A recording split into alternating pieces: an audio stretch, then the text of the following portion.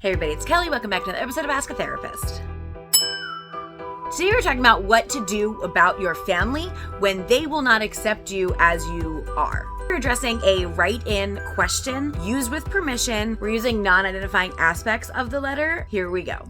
I told my mom the other day that I am gay and she did not take it well. She's a very religious person and says that due to her religion, she's not sure how active she can be in my life from here on out. We've never had a really close relationship, but I always thought I was pushing her away because I didn't know who I was. With this latest development, I wonder if I was pushing her away because I knew she wouldn't love who I was. It really bothers me that a religion that has been a choice for her for years is the thing that she's choosing over me. What do I do now? Okay, so here it is. What do you want to do? I mean it. What do you want from here? You have done this amazing and beautiful thing where you have figured out who you are and you attempted to bring your mother along into that conversation. She did not respond the way that you wanted her to. She didn't even really respond the way that a parent should to a child, adult or not, that is telling them something about themselves. When you tell someone who you are, and they don't support it, I find it to be a very weird statement on their part. Who someone is not for other people to support or not support. At one point in the letter, she does actually say that she used to be Christian and is not anymore. I just wonder what would happen with mom if she were to say to her, well, I don't support your being a Christian, but I love you anyway. How would that play out for mom? So the first thing you do in this kind of a situation is you find your safe people.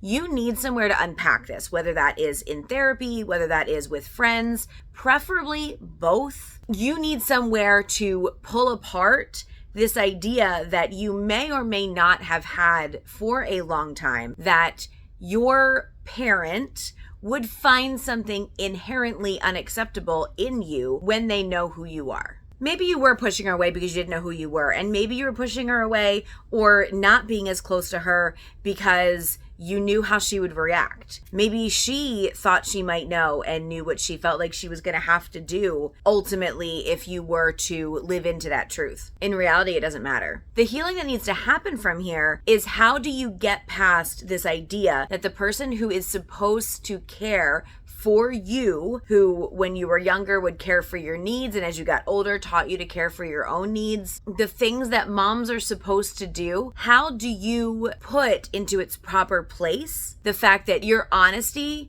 is what she uses as an excuse to walk away? There are plenty of people out there. If you fit into this category, please drop a comment below. There's plenty of people out there who this is their initial conversation with their parent, and then over time and all parties sort of learning and shifting and accepting and forgiving can still have a relationship with their parents. But there's also plenty of people who don't.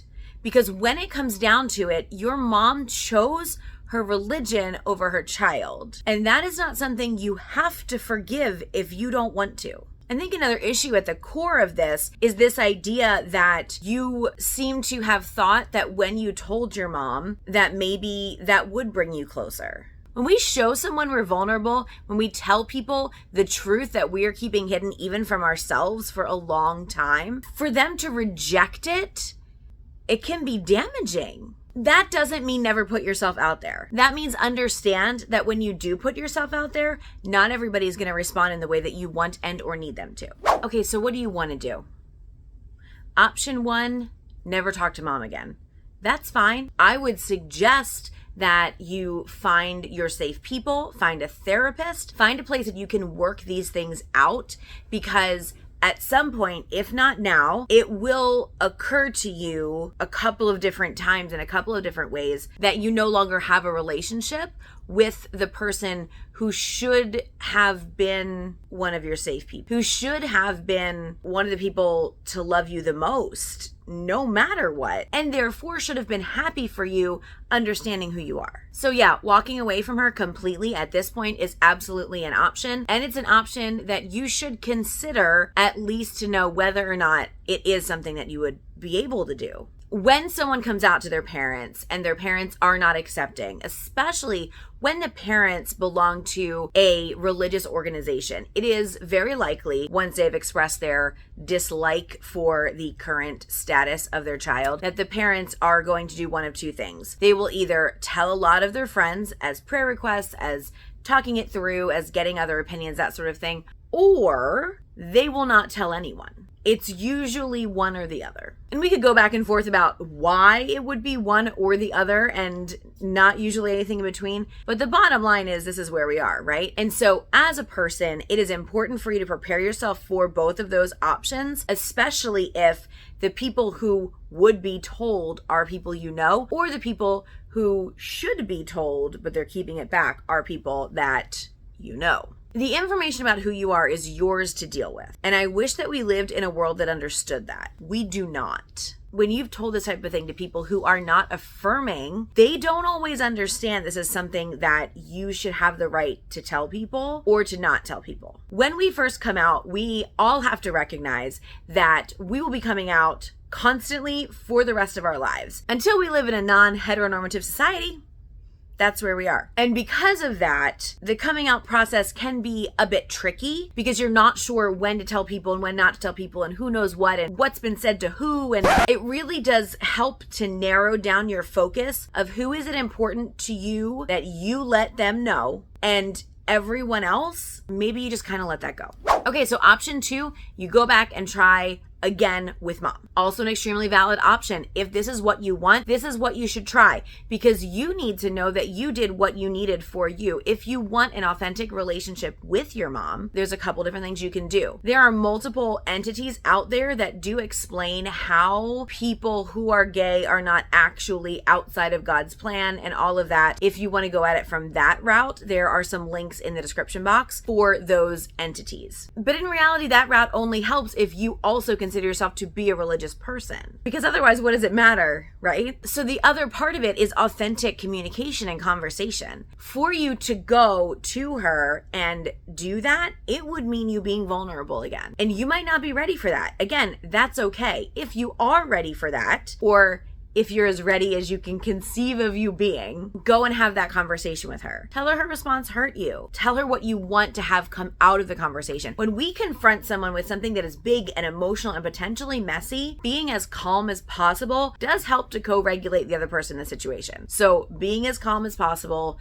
being as firm as possible in who you are and what you will and will not accept out of the situation. Know what you're worth. And do you know what you're worth? You're worth full, supportive family. You deserve that. And if you can't have that with her, then you're going to find a family of your own making. Maybe it's a group of friends. Maybe it's a support group. You're going to find people who are going to come around you in a familial way and remind you that you deserve that support. If you are going back to mom to have this conversation, knowing what you want out of it is huge. Now that you know where she stands, now that she's made it clear what her priority is, you need to know what you want to have come out of it. Do you just want to be able to say your piece? Cool. Do you want to have a deeper relationship than what you had before you came out? Great, but you're going to have some ideas on how that's going to work. Because if mom is so stuck in this idea that she cannot support you because that's not what her religion says, she's number one, incorrect about her religion, but number two, very entrenched in this idea that her mandate for her soul really is to follow this law and not to stray from it, and support of you or building a relationship with you with this new to her identity is not going to fall into line with that. Really, it comes back to this. If you were to say to your mom, it's either me or your religion, and she chooses her religion, what are you going to do with that?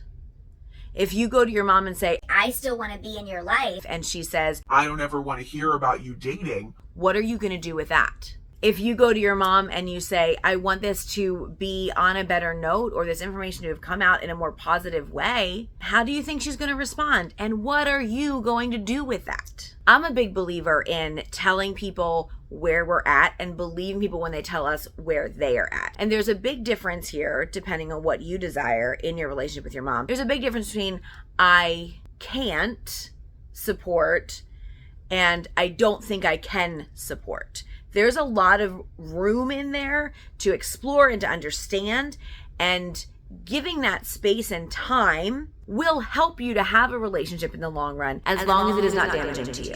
But that's the whole thing, right? It comes back to what is going to be the most beneficial thing for you moving forward, because you don't owe anything to anyone who is not going to be supportive of who you are. You don't owe your mom anything. You don't owe family members anything. You don't have to be obedient or be the good daughter or fall in line with what she wants because she's so afraid you're going to go to hell. All of those things are her issues. They are not yours to carry. In prepping for this video, I did some Googling, and in my Google search, I found a letter written to focus on the family, and it was from a parent whose son had come out as gay, and she and her husband wanted to support him, but also didn't want to let him think that they approved of his lifestyle. All of the things that you would expect a conservative Christian pair of parents to say about their gay child. And so the response, I went down that rabbit hole so you don't have to. The response to this was jarring to me, because when I took a step back and looked at it, it was very similar to the response that I was giving to this question. It was get trusted people around you, focus on the positive, decide whether or not the relationship is one that you want to keep, move forward in the way that is best for you and at your pace. They were even given the advice that I haven't gotten to in this video yet, which is allow yourself to have your feelings, be mad, be sad, be frustrated, be scared, have those feelings because you have a right to them. And I'm never going to be somebody who tells people they don't have a right to their feelings, but it was so startling to me to see the same modality expressed to these parents as I would express to the person who wrote this letter. The issue is the situation is not the same. A person who is affirming who they are and coming into their own is not harming anyone in doing that. The parents who are trying to decide if their religion is as important to them or more important to them or less important to them than their own child are doing harmful things. A religion is a choice. And honestly, when you're faced with the choice of whether you are going to obey a religion that you think says one thing or love your child who is saying another thing in front of you, I don't entirely understand why a parent would choose their religion, but I'm not them and I can't make the decision for them. But I can say that if your parent has drawn that line in the sand or anything similar to that line in the sand, you owe them nothing. You do not owe them that conversation. Now, again, if you want to have the conversation, have the conversation. If you want them still in your life, you do deserve for you, for your betterment, to do the work that needs to be done to attempt to come back to equal footing. And maybe they will and maybe they won't, but you'll know you've tried. So if it's an important thing for you and not damaging for you to put that work in, great. But if it is, you don't owe them anything. If the person who wrote this was a client sitting in front of me and we're having this conversation, there'd be a lot more questions. Obviously, I can't do that. So I'll leave you with this piece. If you've ever been in this situation, if you've had to make the choice to continue to have close people in your life and understand they don't agree with your lifestyle, or strike out on your own or lose relationships that you've had for a long time, what did you do?